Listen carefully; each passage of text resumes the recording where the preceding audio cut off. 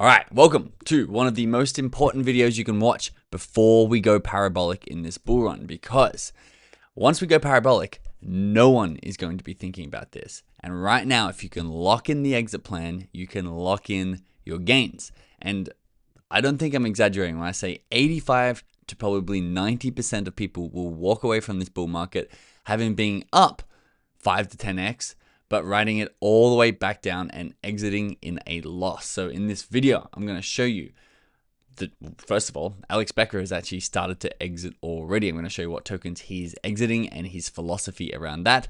But also, we're going to go into about 3 other top influencers, because that's what we do on the channel. We track the experts, the top traders, the biggest influencers in the world. We track their wallets, their portfolios, their social media to see what they're doing so we can copy trade it for ourselves. We do not have original thoughts here on this channel because we don't need them. And to be honest, I'm not sure if anyone really has an original thought here in crypto. I think it's a large echo chamber of who follows who. So we just pick the top best traders to follow, because if you're not following them, who are you following? The middle ones or the lower ones? So that's why you have to subscribe to this channel. But let's jump in, starting with Murad. So Must Stop Murad is a massive meme coin investor, tens of millions US in meme coins. I believe it's probably sitting about 30 million US dollars in meme coins right now. He says, I am bullish to 10 trillion. So I'm going to give you some price targets here. So $10 trillion market cap for the total of crypto. And he's got this here on the graph. He said 2017 cycle was for altcoins, Ethereums, and ICOs. The 2021 cycle was for DeFi, GameFi, Metaverse, NFTs, and alt layer ones, such as things like Solana.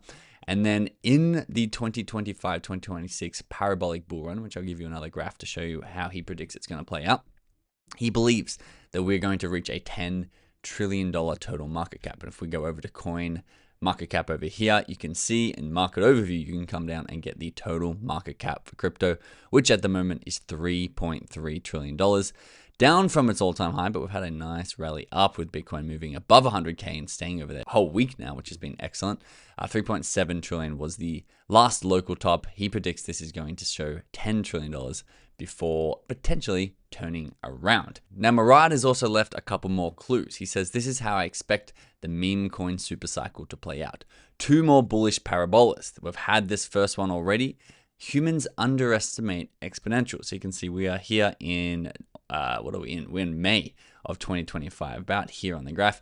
He's expecting, remember this is rough, he predicted this way back over 12 months ago, but he thinks there's going to be another massive mainstream adoption of these meme coins, which is going to be probably 3 times bigger than the one we just saw, would take us to the $10 trillion market cap. And he says he's not celebrating in any shape or form until 2026, because you can see the overlap here is Q1 2026. He believes we'll probably start to mark that top and be the time that we should be moving our money out, if your goal is to maximize the gains. This is a very interesting tweet. On January 8th, 2025, so 4 months ago, he says, everyone is predicting to exit in 2025 and the top in / middle-ish late 2025. So the top will be in, which is where we're going to peak, in middle to late 2025.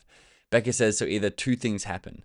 A, we crash now, remember this is January 8th, or B, we go into 2026 and we ain't crashing now. Well, funny enough, January 6th was actually that top where we saw that $3.7 trillion, and we did in fact crash now, which shows, and he came back and said, okay, maybe we do crash now, that he also believes we're going to go into 2026. He says he's not going to call when he's selling. He's going to tell you what he's thinking is a good project, but he's not going to tell you when he's selling it. If you can't take accountability and be confident enough to sell on your own, you shouldn't be here and you should exit now. So if you're not confident enough to know when to exit, Becker says exit now. And I've made that extremely clear. This was back in last year. Now, there's a lot to talk about with Becker and his exit strategy, what he's currently selling, the structure of the deals that he's currently getting and when he's allowed to sell. But inside of his official investment and advisory list, you can scroll down to the second page, and he says here, he's aggressively held 95% of his portfolio for 1+ years. Please understand, I intend to aggressively sell in the future when I think the market is overvalued. So he's going to sell when the market's overvalued, which is when that large parabola that Murad put in of all the mainstream normies coming in and bidding this up to $10 trillion market. I've stated my exact likely selling points in his videos. This will include coins on this list and coins that he mentions on the channel. I don't have a timeline on when I'll sell, so he's leaving it aloof just to make sure that no one can pin him down and sell before he sells. I'll be waiting for the market to overheat. Again, he's just going to say once it's insanely hot and once people don't even care, because he holds a decent amount of supply of some of these tokens. If he sold right now when there's not that many people around, he's going to be absolutely taking the bottom out of these tokens and not making as much as he possibly could. So him and even Murad, who owns 2.6% of SPX 1600, he needs a lot of buy pressure to be able to sell into without ruining the project and his own portfolio. I again make zero commitment to you on holding these coins. I'll hold them purely based on my speculation of the market. Becker's actually timed the top really well. He started to sell. He says he's held about 95% of his portfolio. The 5% that he was selling was almost perfectly at the top, and he did that again in the last cycle. He's weirdly intuitive about this, which is obviously why we're obsessed with him here on this channel. Inside our inner circle, we of course track Becker's wallets, and we can see what tokens he is holding. So I've censored some of these out to keep the value into the inner circle for all our awesome members. But you can see Sen, he's sold 50% of the holdings that we track. Shiro, his meme coin play, he sold $15,000 worth. He sold a quarter of his paid tokens. He sold about 1/15, so not that many, of his GPU, and OPSEC he sold $40 worth. But he has also fully moved out of some of his positions, meaning he doesn't believe in that token anymore. And on this channel, when he moves out of those positions, we know that he's not going to be promoting that token in the future. We don't want to be in there anymore.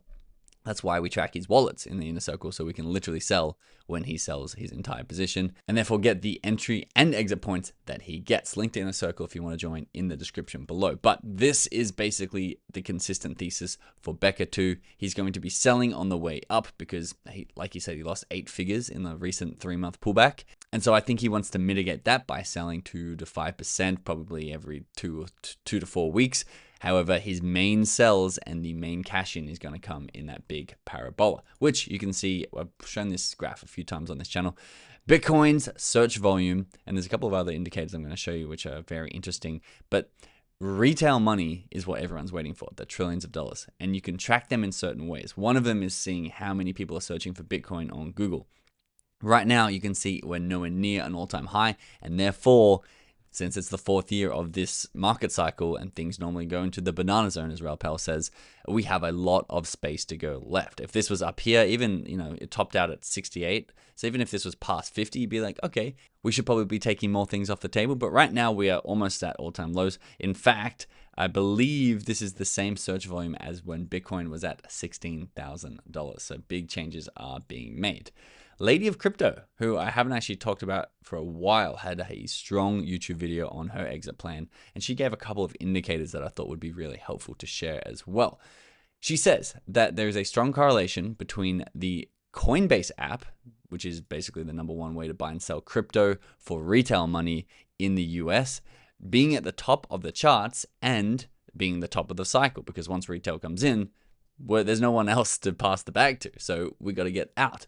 And so how do you know when retail comes in? Well, they're downloading Coinbase with bigger numbers than they've ever before. And you can see this is 2017, December 8th, which funny enough almost marked the top of that cycle. In fact, here is a cool graph showing you the Coinbase rank, which is this in blue here. And you can see how that tracks literally the price of Bitcoin. And as Bitcoin goes up, there is a bit of a delay too. Like sometimes it spikes here and you've still got a few weeks of peak euphoria, which is where we're probably going to be making most of our money. But watching where Coinbase is ranked in the App Store is a strong indicator.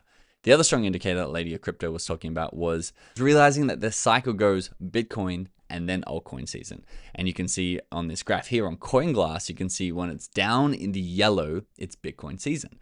When it's up in the blue, it's altcoin season. And the market crashes have always been after altcoin season. So right now, this is why it's such a nice time in crypto, because we have altcoin season ahead of us. Most of the gains are still ahead of us. But we're not really anticipating massive pullbacks because we've already had them. We're almost like, the downside is less right now. The upside is so much more. There's a real nice asymmetric bet. But even once you're in this, because guys, the alt season doesn't last as long as you think. We may get our 10, 50, 100 X's every single hour, and it's going to be absolutely crazy. But that might only last 3 or 4 weeks. And we have to cash in as much as possible then, and then be wary that the market is not falling out. And then even then, psychologically, sometimes the market will pull back 20%. You're like, oh my God, I got to get out. This is it. Before it rallies another 2 or 3x, you're like, oh, okay. So honestly, this is like the peaceful time where you can still get gains before the giant mania and being scared that the market is going to crash out from underneath you. Lady of Crypto also talked about the 45% rule. This is the Bitcoin dominance chart, which is the amount, or you can see early days, there were really no altcoins. So Bitcoin was 99% of all the supply of crypto. But then as Ethereum and other tokens got introduced, that's when we had our first ever altcoin season.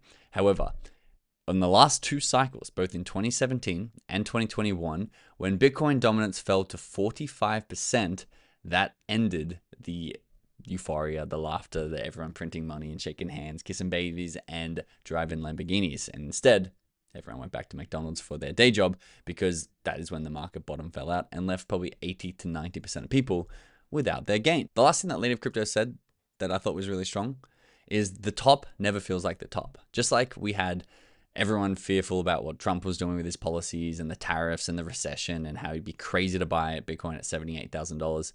That marked the bottom. The bottom never feels like the bottom, and the top never feels like the top. So if you can feel the euphoria, if you're like, there's no way that this is the top, it's possibly the top, which it doesn't feel like we're at the top now, but also the gains haven't shown that. So you got to correlate those 2 indicators together. If you're like, wow, I'm up 35x and this doesn't feel like the top, it's likely the top. And that leads into House of Crypto's top signals, which honestly are quite strong as well. Obviously, the fear and greed index. When you're in extreme greed for a prolonged period of time, it's likely going to be turning around. However, remember, you are going to be in extreme greed. Like as soon as it hits it, it doesn't mean that's the top, but it might be a month, it might be 2 months in extreme greed. That is when you're like, okay, now we've really got to keep our eye on any pullbacks, because that could be the end of this cycle. And then of course, Peter talks about this all the time, and it's a really strong point. Literally just tracking the M2 money supply, because it correlates to the price of Bitcoin at like a 92% ratio. And at the moment, you can see we're spiking up to about $180,000 if it is going to continue to just be correlated to the M2 money supply. And a lot of this printing is from China, not from the US. The US is yet to print. So this is why we think we are on the verge of a massive bull run. You can see even in this graph, this was April 19th. We're now a month ahead. And where are we? We're actually at $105,000 Bitcoin. So you can see this has in fact tracked almost perfectly to the M2 money supply. Once this starts tapering off or pulling back, be very wary that that is the top, because liquidity has dried up. The last thing that I'll say, which is a personal way that I play this. Now, I'm not the best at timing the top, but at least for me, a lot of these are very logical. A lot of these are like, oh, let's try and time the top perfectly. But I think for how I play the market is you want to make asymmetric bets, and you want to make asymmetric bets based on how much you can change your life with the money that you're going to make. So for example, if I have $10,000 in a token and I'm like, oh, I don't think this is the top yet, even though I might be up a 5x, there's a chance that I get another 5x here. And $50,000 would be incredibly life-changing for me. And I believe there might be a 50-50 chance at $50,000. Well, I'll be like, well, I'm going to let it ride, knowing there is a strong chance that that's going to go all the way back to zero. But also understanding that $10,000 probably wouldn't change my life at all, because money means very different things to different people. And you want to figure out what is a life-changing amount of money for you, and what is the chances that you're going to get it, and are you okay if you miss it by over gambling. Now, if you do want to track people who are experts at exiting the crypto market, we of course track their wallets and their portfolios. And right now, this is really helpful to see exactly what tokens they're buying, what allocation they have into those tokens, because we view their portfolios, and therefore getting in when they get in if we think that token is right for us. However, at the top of the market, this whale tracker is going to be insanely valuable for seeing exactly when these influencers are getting out. Because honestly, when these influencers get out, they will have a strong impact on actually ending the market cycle. You know, if Becker sold all of his bags, a lot of those tokens would crash and would probably lead to some form of chain reaction. So if you're seeing big influencers sell and you're tracking their wallets, it might be a very wise move for you to also sell. So get access to all these influencers' wallets and all their movements on the blockchain using our inner circle. Link in the description below. We have an awesome community building. We appreciate everyone who's in there. Thanks for watching this video. I'll see you in the next one.